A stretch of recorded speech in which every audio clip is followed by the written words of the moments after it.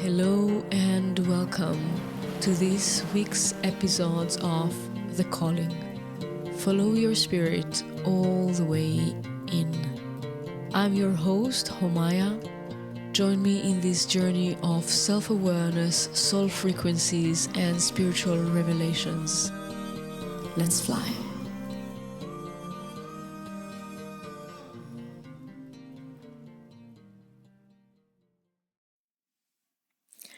Welcome, beautiful people, to Season 2 of the Calling podcast. It's quite extraordinary that we arrived to Season 2. It's quite extraordinary to do this journey with you. Season 1 was so rich and powerful, and I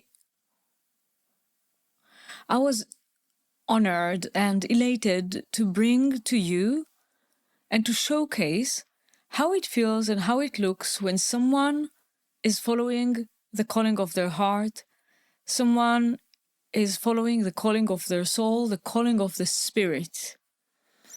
And to see how these stories and so many other stories are indicating something really, really clear and strong. That when you are following your heart, good things happen. This is the portal that is open to a life of love, of abundance, of grace, of joy, of health, of wealth, of so many beautiful and amazing things are happening when you decide that this is the frequency you are living with. You are aligning yourself and you are following and creating anything in your life aligned with your soul, aligned with your spirit, aligned with those whispers that you hear and only you can hear them. Season 2 feels like something else. It could be that we're still going to have in Season 2 some stories about awakening of some people or how life turned out for them when they follow their calling. But Season 2 is more the walk. I want to walk with you. I want to walk with you as you are answering the calling of your heart. I want to walk with you as you are facing the dilemmas and the challenges, the different confrontation that you might need to go through when you are following your heart, when you are aligning with your soul. There's so many beautiful things that can happen, but there's a path. And the path is special. It is unique. It still have everything. Like there's darkness and light and day and night and winter and summer and valleys and mountains. The landscape doesn't change, but the way that you show up for this landscape, the way that you show up for your life experiences, that is different. Now, I need to emphasize and clarify one thing. Many people who listened to Season 1 and enjoyed it were also in a type of a quest of their own awakening, that one day, in a certain way, they will hear the calling and they will know for real and that it will happen the same that it happened to me. And I like to clarify some things here so we can really enjoy this walk together. An awakening doesn't have any formula. There's different types of awakening. There are different processes of awakening. There are different moments of awakening. For some people, it will happen in one occasion. For some other people, it will happen in revelation upon revelation. Some of the revelation might happen at the last days of your life. For some people is through a dream, the same that it happened to me. For other people, and I'm sure you heard about those stories, it might happen through pain and through challenges where you are really facing the edge or you're dealing with some things that seems super uncomfortable, super unhuman even, we can say. But there's also different places, different situations where this awakening to the fact that you are one with the divine, that to the fact that you are an extension of the divine, there's no one way. It could be that it will happen when you are cooking. It could be that it will happen when you will make love. It could be that you have that while you're working in your garden, or playing music, or listening to music, or just, looking at the sky, or resolving a mathematical equation. There's no one way, and there's no one person or one type of person that revelation of the truth is happening to.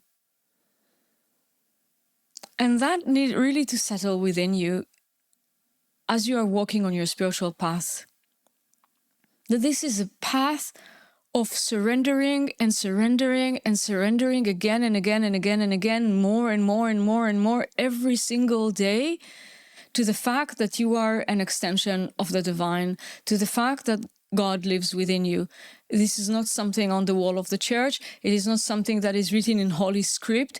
It is the most intimate thing, and it is the strongest presence of truth. Now, one of the reasons that I'm speaking about it, one of the reasons that the entire podcast is around it, is because, yes, your life will have a complete different meaning. You will tap into prosperity. You will tap into abundance of love, abundance of everything. You will tap into truth. You will tap into love, into grace, into beauty. You will tap into all of that. And I feel that it's not only for you or for me, it's also through you and through me. Because if you look at the distortions that exist in the world, which we're not here to fix them, but if you look at them, you can see and you can sense that there is a misconception, very strong misconception that exists. Just look at your life. Just look at your journey, at your shadow moments, at your moments of pain, where you strongly bought or you strongly believe in a limitation.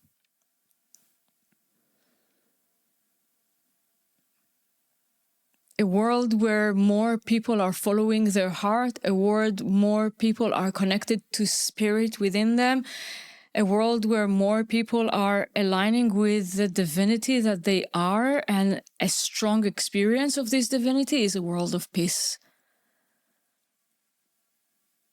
This is an utopia.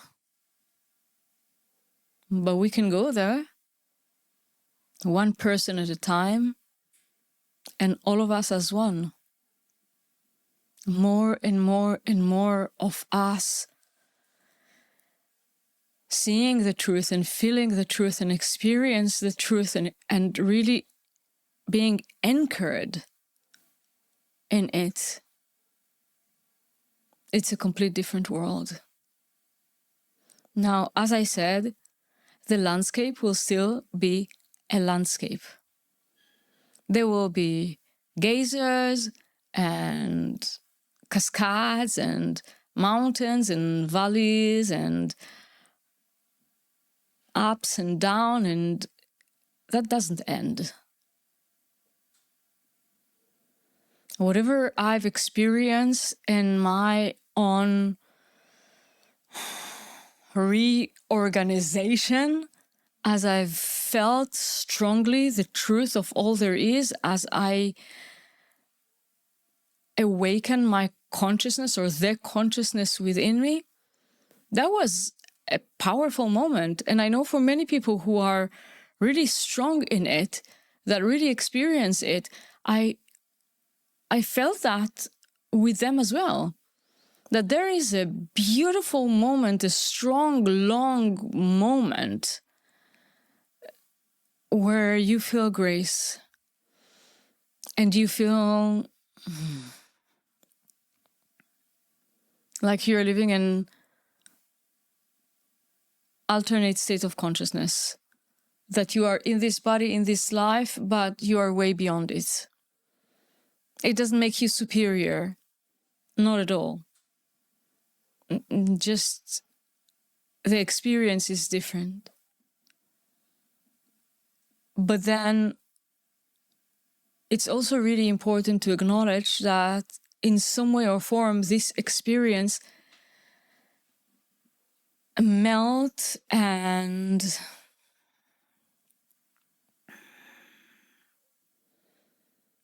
form itself into the 3D experience, into time.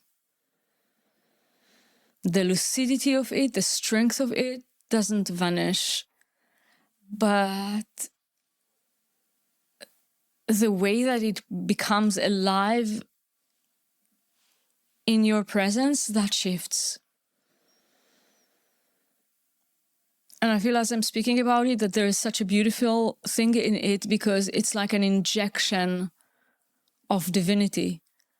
It's like divinity is picking up on some people that can carry this energy, and this one is lighting up, and this one, and this one, and this one, and this one, and like that we are keeping the flame of the Holy Spirit in the entire world.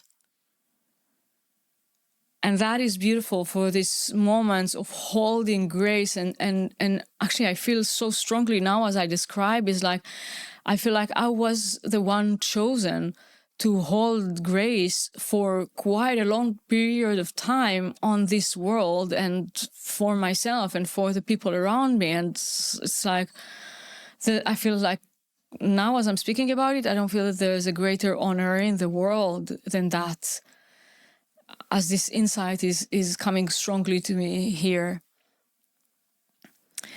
But it's also important to understand that there were periods afterwards that I've experienced a dark night of the soul, not for 1 week or 2 weeks, for years. Years, for a long period of time. There were moments in my life where I was ill, that I was sick, that I lost hope, that I was calling for God. And it's not that I wasn't feeling divinity within me, but it's like, it's this intensity, it's this intimacy, it's that I was calling for. And while I was there, I was just there.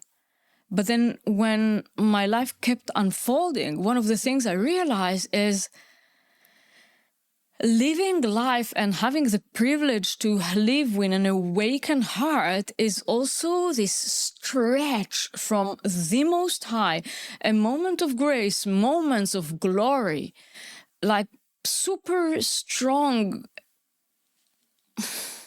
presence that takes over you. Love, overflowing love. And with it, moments of frustration, of feeling lack of fulfillment, of feeling lost, of even, I would say, in some level, depressed. And like that also exists. And it was after. It was after the awakening. So it's not that you are safe from having human experiences. That doesn't happen. But what it happened is that you are going through the human experience with a complete different presence. You're going through the human experience with a way that you're anchored. You're so anchored in the truth. So there will be high and there will be lows, and there will be processes of transformation, of ascension, even of elevation, all of that. Where we cannot prevent from that to happen. And those ideas and the stories that you might have that, oh, now that you would have an awakening, or that that person had an awakening, or that person is leading with so much wisdom or so much light and really able to have like a ripple effect of his energy field into your field, etc., that this person is flawless. And there's like, you know, this energy of searching what is the problem, and where can you find the problem, or you know, or feeling disappointment when you realize that a certain person who guided you or guided themselves are going through a challenge. That needs to be really, really clear. This decision to separate light from darkness, or this illusion that there's only good and there's no bad, or like paradise is a state where you are protected from snakes, storytelling myth. This is such a big illusion, and I really hope that in this season 2 we can diffuse those myths, because the story is not about being flawless. The state is not about being, you know, protected and complete and done and perfect or anything. No, it's a journey of embodiment. It's a journey of alignment. It's a journey of the recognition of the Most High within you. If it's a journey of generosity, it's a journey of presence, and it's the journey that counts.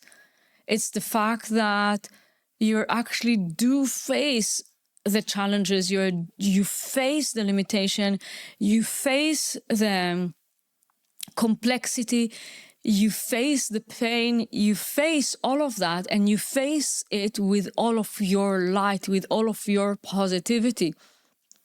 You're actually being the one who's chosen to transform what might seem as a challenge into beauty. You're the one chosen by your own disease, by your own discomfort, by your own frustration to transform it. You are the one chosen because you're the best person in the entire world that can feel that level of intimacy, of that complexity, and you can guide and lead your life with it from darkness into light. It's your journey, and you're the chosen one to do that. So it's not about searching for perfection or searching for a place that there's nothing wrong, or searching for a place that there is peace. No, it's the other way around. It's walking in this life in peace. It's walking in this life in love. It's walking in this love in truth. It's the walk that counts. It's the walk that counts. It's the presence, it's the ability to bring everything into the Most High in every single moment, exactly who you are and exactly how you are. And I'm sharing that because, again, there will be different types of awakening, there will be different types of realization, and you are the only one. You're the only one who will be able to respect, honor, value your life journey as it is. You're the only one. Crown is not something that someone is putting on your head. Crown is something that comes out from within.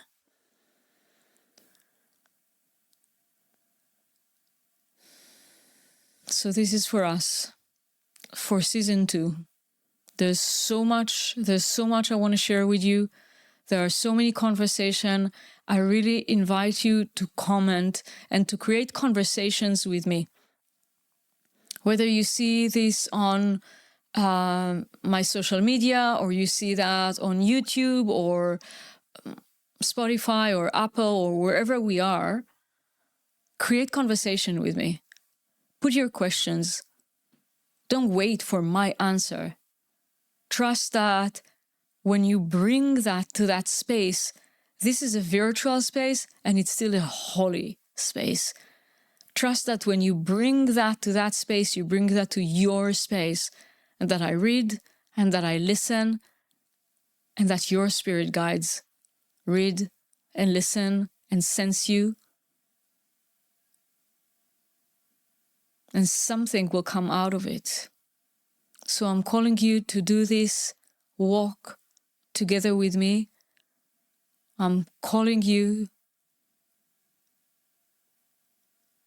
to be loyal to your light in the most exquisite way. I'm calling you to stretch your horizon, to create deep intimacy with divinity and with your higher self, to align with it, to embody it, and to have the best life ever, regardless of circumstances, to the extent that you will create them. You will share, you will bring the light of consciousness to all that there is. Thank you. Thank you for listening and being part of this great conversation. You will find all the relevant links in the show notes, as well as a link to a meditation for you to feel more connected to your spirit and aligned with your soul contract. Please, if this episode touched you, leave a review, like, and subscribe. Feel comfortable to share it with your friends, family, and colleagues, because everyone has a calling.